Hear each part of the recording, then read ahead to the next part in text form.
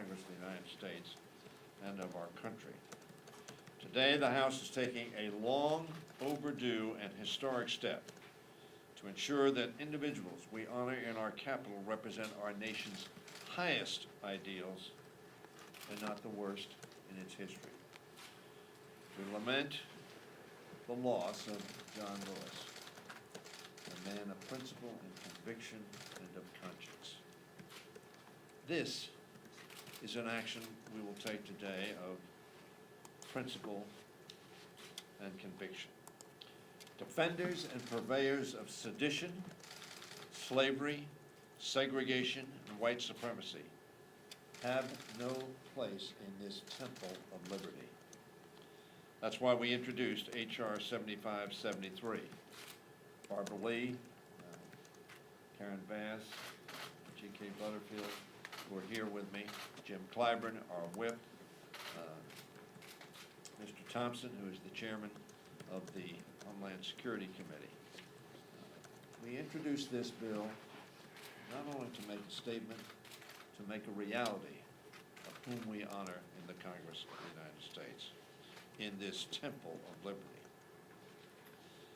As a Marylander, I work to ensure that this bill includes the removal of the bust of a former Chief Justice, Roger Brooke Taney, born in the district that I represent, a son of slave owners, and replace it with a bust of Justice Thurgood Marshall.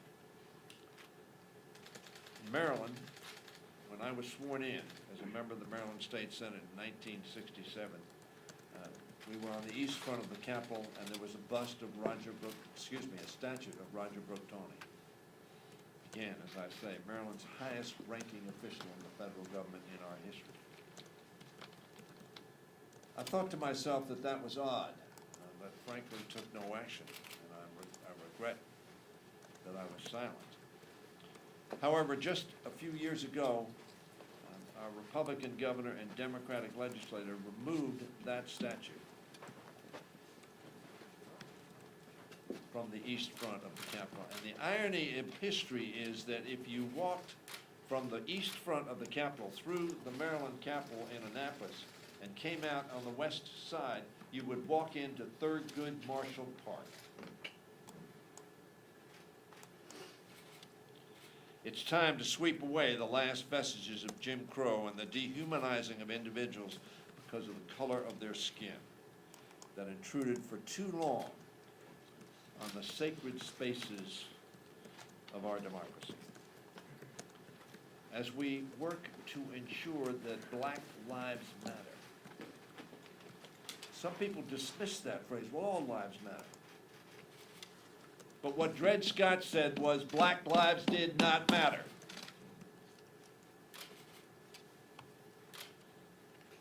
So when we assert that, yes, they do matter, it is out of conviction and conscience and appropriateness that in America, the land of the free and the home of the brave, that the land of the free include all of us. And that we ensure that Black Americans are treated with dignity and respect in our institutions of government and justice. These statues must be relegated to the dark places of a shameful stain on our history. I want to thank my co-sponsors, Barbara Lee, who has been a fighter for such a long period of time, who has committed herself to this objective, and I'm pleased that she's my co-sponsor. I talked to Karen Bass about Roger Brooke Taney, but then we expanded that discussion. Karen Bass, the chair of the Congressional Black Caucus. Karen, thank you for your leadership and your conviction. And then Justice G.K. Butterfield, a member of the Supreme Court of the state of North Carolina, who is so grounded in the law and in the case law and is so familiar with the cases of the Supreme Court. I prayerfully anticipate that we can come together, Democrats and Republicans, to reject hatred and racism and to make it clear through a strong bipartisan vote that statues of these individuals have no place in our capital. We have now been joined by one of the great civil rights leaders of our country, a colleague of John Lewis's in the movement, in the fight, in the struggle, and in prison, where, as he says, he met his wife Emily, who was herself a leader in the struggle and in the movement, who has identified for us people who gave comfort and voice to the bigotry and the hate that was segregation and slavery and sedition. So I'm pleased that he as well is a leader on this effort as we go to the floor. As I said, I anticipate that we will come together, Democrats and Republicans, to reject this. Those statutes that we will remove, those remembrances that we will remove, ought to, as I said, be relegated to a place of history of the dark stains in America, not the high convictions of America. Just as the ideas they espouse should have no standing in the land of the free, one nation, under God, indivisible, with liberty and justice for all. And we say to Tawney and to all those others whose statutes and representations will be removed as a result of this legislation, all means all. Now I'd like to yield to my co-sponsor, Congresswoman Barbara Lee from the state of California. Thank you very much. First, let me thank Majority Leader Hoyer for your tremendous leadership and for really helping to bring this bill forward in your fight for justice and for equality that's been consistent throughout your life.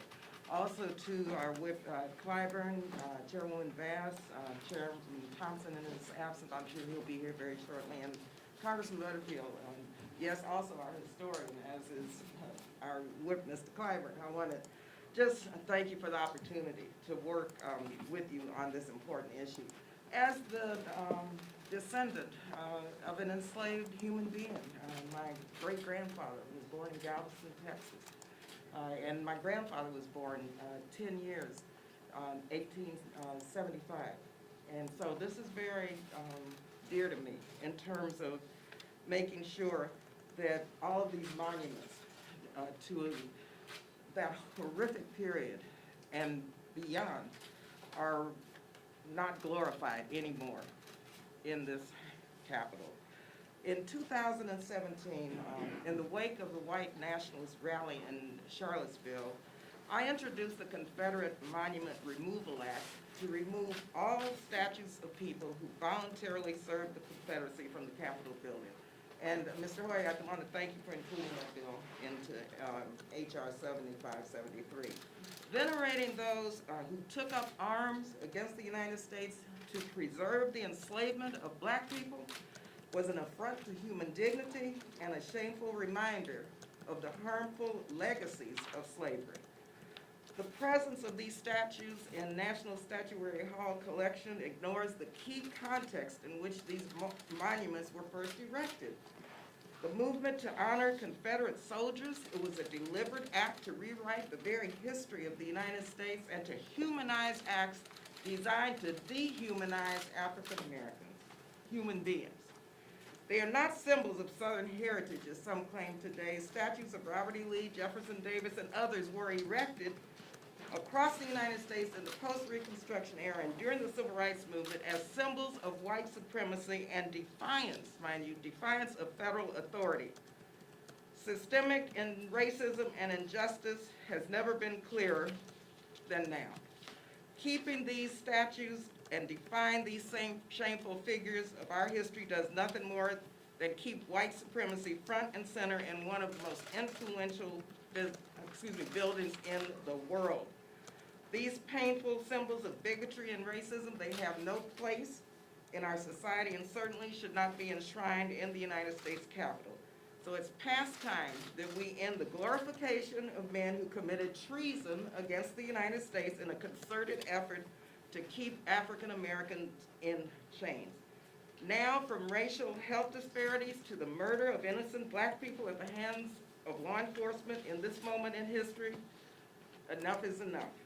We've got a long way to go in our fight for justice and the removal of Confederate statues from the United States Capitol. This is a very important step toward eradicating the symbols and the systems that have held back our path forward, but also have been glorified and honored as symbols that do not have any place in this Capitol. So thank you all again. Thank you, Mr. Hoyer, for including our bill in this, and really appreciate your leadership. And now, as I indicated, one of the most significant leaders in the movement in the late 50s and 60s, which transformed America.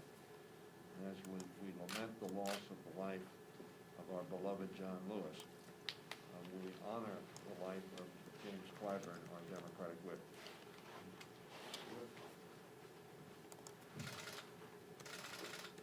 Thank you very much, Mr. Leader. I apologize for being a few moments late today, but I turned the big 8-0 on yesterday. I joined an exclusive club and started the early morning with a group of my constituents back in South Carolina to celebrate that event. But I want to be here today because I think it's important for us to put in the proper perspective what it is these various pieces of legislation we're attempting to do. As Steny mentioned, I met John Lewis just short of 60 years ago, October 1960. For over 50 of those 60 years, Steny and I have had a relationship, starting out in the Young Democrats over a half-century ago. Throughout all of that time, many of us have tolerated some issues that were problems for us. I gotta tell you, I remember when my parents first got the unfettered right to vote. I remember what it meant to them to get that vote. I remember watching Confederate battle flags on automobiles parading through my neighborhood when I was growing up. I can remember how it struck fear in us school children, afraid to go out to play because of what was called the night riders, and that flag was a symbol. I know, after going off and studying history, and for me to study about the Holocaust and what it meant in Germany, and for Germany to outlaw the swastika, and for the haters of Germany to pick up the Confederate battle flag to replace it. And if you cannot understand what that symbolizes, then something is kind of wrong with you. And so we know what the Confederate battle flag symbolizes. And the fact of the matter is, GK and I have discussions about this all the time. He's being from North Carolina, me being from South Carolina. We were one time. But so much, just as West Virginia and Virginia were one time. The divisions came over which side of history you were on. And so when people say these are symbols of heritage and not hate, I say to them, hate is a heritage, depending on what side of history you're on. So I want to thank Steny for his vision of getting all these expressions into one piece of legislation and bringing it forward so we can unite behind this whole notion of a more perfect union. That's what we're in pursuit of. And let me close with two thoughts. The first one is this. So much of this is about made-up history. That battle flag that you see flying around, that is not the Confederate flag, and it never was the Confederate flag. The Confederate flag, the stars and bars, is not that St. Andrew's cross with those stars you see on what's the Confederate battle flag.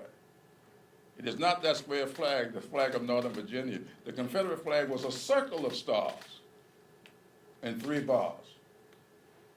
And the Confederacy, the people who moved to preserve that, always rejected. Every time they got a chance, they rejected that flag that's being celebrated. The Daughters of the Confederacy refused to accept that flag. That was the flag of Nathan Bedford Forrest, the Confederate general who became a Grand Wizard of the Ku Klux Klan.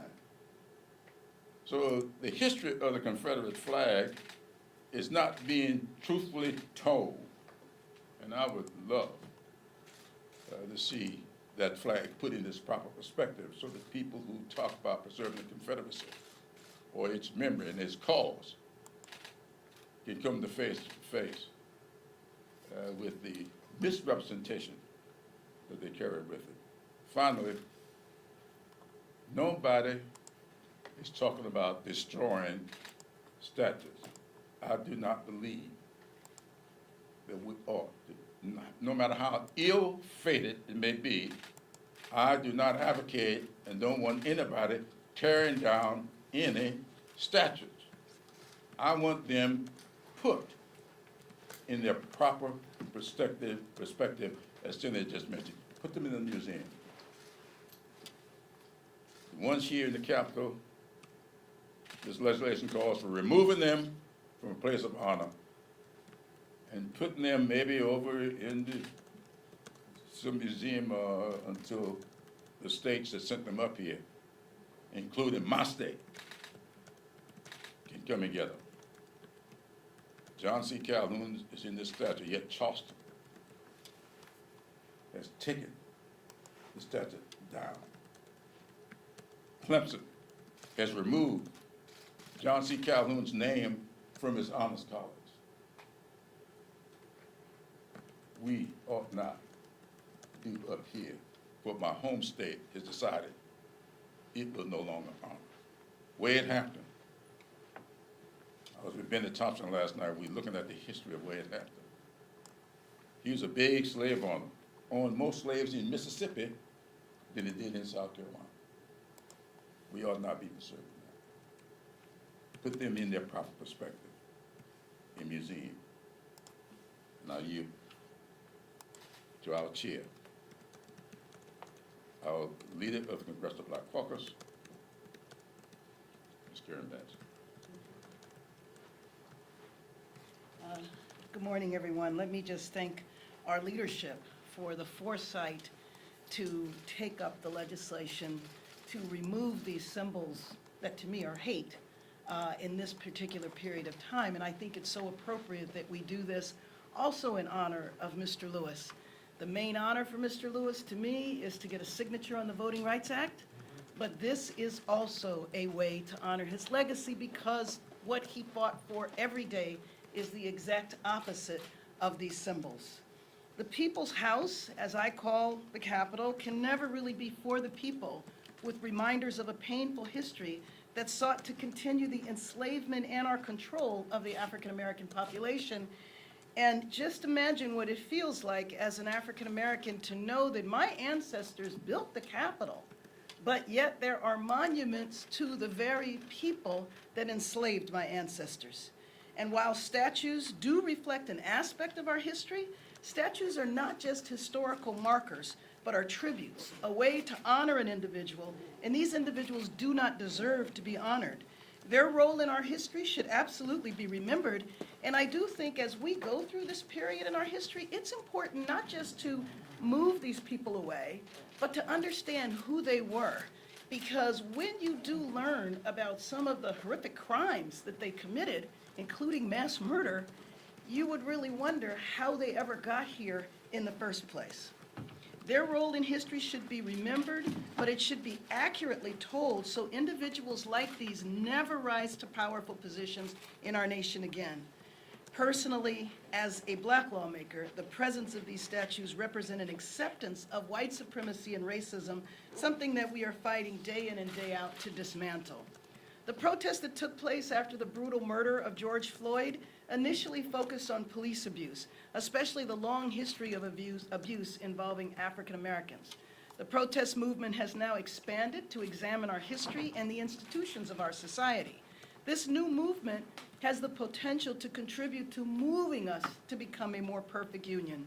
So I'm proud to join my colleagues today to introduce this bill that not only removes the bust of Chief Justice Rob Taney, but of all the other statues of the defenders of slavery and segregation located in the U.S. Capitol.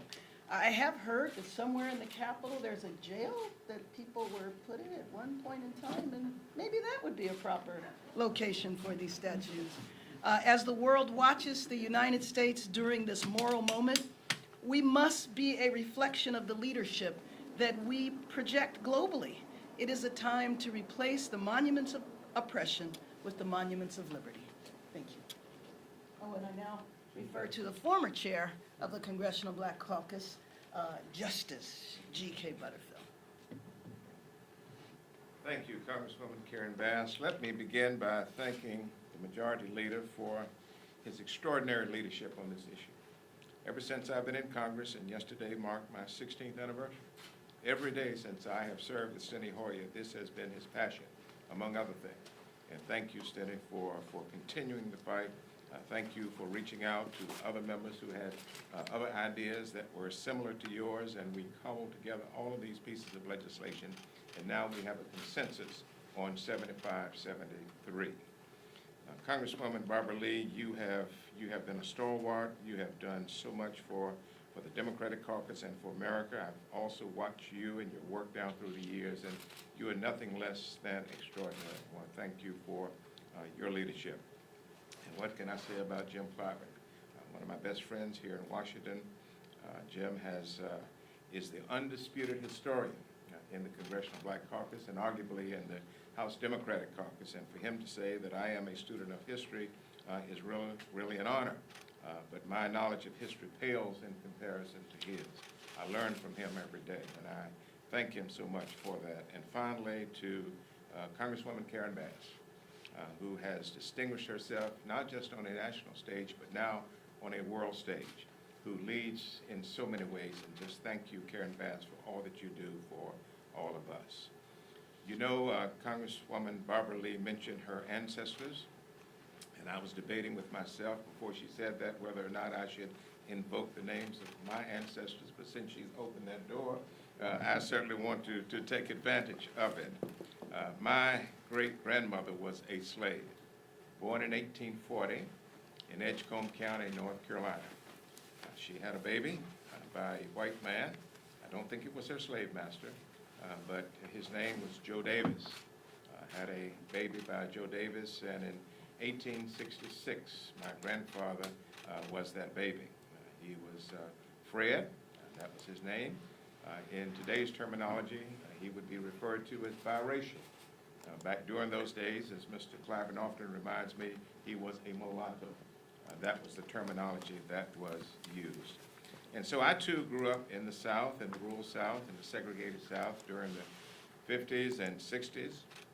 I saw the Confederate flags, some of us call them rebel flags. I saw the Confederate monuments. I saw the colored and white water fountain on the steps on the yard of our county courthouse where I was a judge for many years, and it still stands. Even though colored and white inscriptions have been removed and the fountains have been removed, the monument is still there. And so that's the South that I grew up watching. A nation cannot rewrite its history. think we've all alluded to that. But we should be intentional on who we honor and what we honor. The United States of America has a dark history of slavery. I remember so well that the word slavery could not even have been mentioned on the floor of the House or Senate during the antebellum era. That word was taken down if it was ever uttered by a member of Congress. And so we need to be mindful of this history. Our present should reflect our progress and not this past. H.R. 7573 would replace the bust of Chief Justice Roger B. Taney, and Mr. Hoyer talked about that extensively. It sits in the old Supreme Court chamber in the lower level of the Capitol. It should be replaced with a bust of Associate Justice Thurgood Marshall, who we all know was the first African-American to serve on the U.S. Supreme Court. Our legislation also calls for the removal of other shameful reminders of systemic racism from the U.S. Capitol. I am a former judge and justice, that was mentioned, and I would argue that the Dred Scott decision in 1857 was arguably the worst opinion that the Supreme Court of the United States has ever handed down. With respect to the statutes, there are two statutes from my state, as all of our states have statutes, and the two from North Carolina are Zeb Vance and Charles Brantley Aycock. Charles Brantley Aycock was from the area where I live, and this legislation would certainly require the removal of both of those. Finally, the legislation would also require the removal of the bust of John C. Breckinridge. That name may fall hollow on many. It fell hollow on me until a few days ago, and I told Steny I spent the weekend doing a deep dive on Breckinridge to find out who this man was. Breckinridge was a Kentuckian. He was Vice President of the United States under President James Buchanan in the 4 years preceding the Civil War, from 1857 to 1861. He then served in the Senate, the U.S. Senate, during the outbreak of the Civil War, but he was expelled. Mind you, he was expelled from the United States Senate after he joined the Confederate Army. Breckinridge was given the rank of Major General under General Braxton Bragg and was assigned to the Confederate Army of Mississippi. He was a combatant against the United States of America. Many history books refer to the war between the states. That was not a war between the states. It was a war against the United States of America. But then, President Jefferson Davis then appointed Breckinridge as Secretary of War for the Confederate States of America. Well, concluding that the war was hopeless and the war was winding down, Breckinridge urged Jeff Davis to arrange for a surrender. And after the fall of Richmond, Breckinridge ensured the preservation of all of the Confederate records. And then you know what he did? He escaped the country. He left the United States of America and lived abroad for more than 3 years.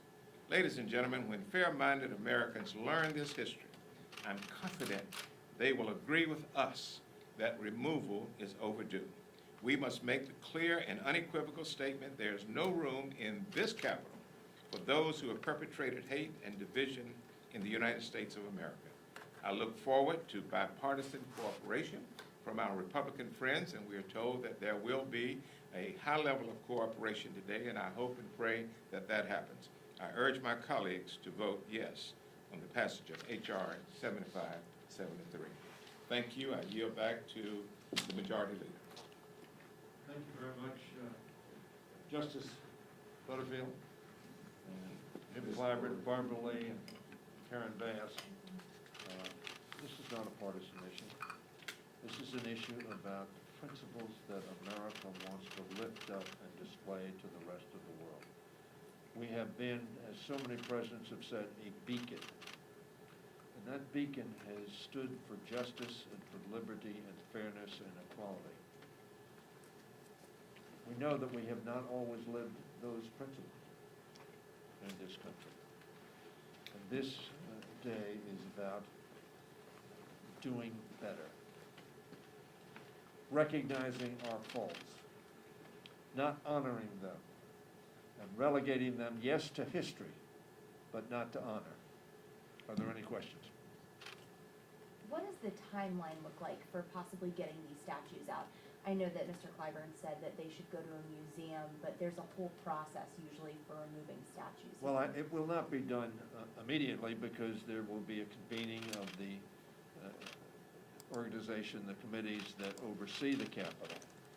Once the legislation passes, and I hope it will pass in an overwhelmingly bipartisan fashion today, and go to the Senate. There are bills in the Senate. The two Maryland senators have joined me on the Tawney bill, and now we have a broader coalition in the Senate as well. I've talked to Mr. Blunt about this. So I'm hopeful with all due deliberate speed, as the phrase was, which was not very deliberate and was not very speedy. So we expect it to be much more quickly than that, but as quickly as the process will allow. Determination has to be made. Where will they be put? What is the proper place? These statues are part of our history. We cannot deny our history. As a matter of fact, if we deny our history, it has been said we are condemned to relive our history. So we have we'll have a process that needs to be pursued. I won't want to put a time frame on it, but I will urge, and I know that Speaker Pelosi will urge, as quickly as possible. Yeah. Yeah, not to get bogged down in detail, you mentioned Breckenridge, but what, and I assume that means the bust in the Senate chamber, but there's also John Tyler, and he was actually president, so does this deal with John Tyler? I don't think that John Tyler is specifically mentioned in the statute. Okay. I'm almost positive of that, and we'll look at that. Okay, thank you. And let me say something, that the key here, I think Jim Clyburn and Barbara and G.K. Butterfield would agree. This is not about perfection. This is not about any of us being perfect human beings. Our founders were not perfect human beings. They were extraordinary human beings, and they created a union and articulated premises that are good premises today, even if we didn't live them out. So that I will make sure we look at the issue of President Tyler. Yeah, one more. Sorry, one more.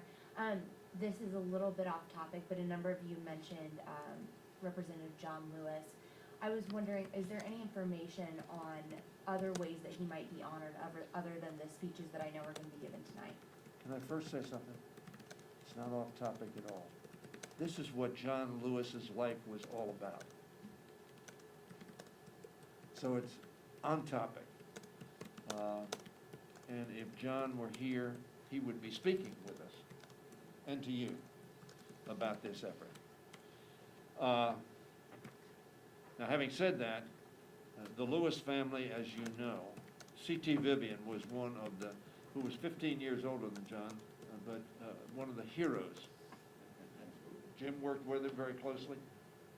He was with us in Montgomery and Birmingham on the pilgrimage several times. He was a giant. And because the Lewis family reflects the decency of John Lewis, they said, we want C.T. Vivian, who is a hero in his own right, to be recognized, and he will be laid to rest this Thursday. It will be then and only then that the Lewis family will inform us as to how they want to move forward. So I don't have that information yet, but it will be coming, I think, certainly by the end of the week. Thank you all very, very much. Thank you.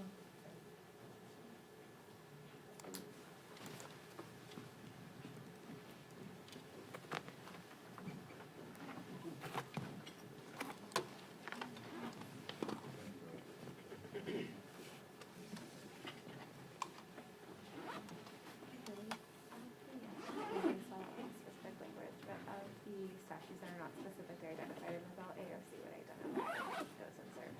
Okay. Okay, he identified Breckenridge, but that's not actually in the bill. My only question about Tyler was he wasn't founded, by the way. I'll go with that. But he was elected to the Confederate Congress after he was president. That's kind of icky. I just wondered about that. Yeah, but the other ones not specifically identified, AOC would be responsible for identifying those services and others. I got you. So So I'll there- make sure that okay. Annalise gets you that. I appreciate it. Thank you, Glenn. That's perfect. Thanks, Lily. See you later. Thanks for being here. They added a thing at 12:30 with the shooter warrant. Today? Just got a release. About voter protection. Senate 325, is that the small one or the one that we voted for? No. We'll put it out, we'll definitely get, Oh. a couple of things that have happened, so the BG special, the website, signatures, I could probably get some info from Urban League on where they are with the letters that have been sent to the Senate. And, just kind of use that to say, are we just not listening to the cries of the people? People are asking for this and we're just ignoring it. Even if it's 20,000 people, that's still a lot of people that's asking for reform. So I'll put that to the group and just say, everybody can share a quote, Mhm. and put together a show. Switch these off. And the stories that people Where's want to painless? know. Painless, So Interesting. it's- Yeah. I did not know that Um, about the Confederate just flag. more social, people create some What part? graphics, Did you, providing I some heard stories. the it's like the one that we all think Okay. of the Confederate Yeah, I flag, mean, was yeah, I'll about be the curious, Confederate curious to flag know at like all. what the Oh. next steps They had a circle with stars and two bars, Okay. That is part, like the official Confederate flag. Yeah. The one, Okay. All right. that we Okay, I'll see, circle back with the group think of on this, as yeah. the, Ms. Clyburn was talking about it, as the rebel flag was the flag, a flag that this general created who ended up being like the head of the Ku Klux Klan, like after the Civil War. Oh, huh. Yeah, I didn't know that either. Yeah, how about that? Yeah. All right. So that's really interesting. yeah. These- You adding, even more fuel to that Yeah. fire. Yeah, Yeah, interesting. it's stunning. I mean, that's like, Right. Yeah, I feel like we might have heard about that earlier, or that would have been You sort of would more highly publicized have about thought. the flag. yeah. All right. Continue. See you around. All right.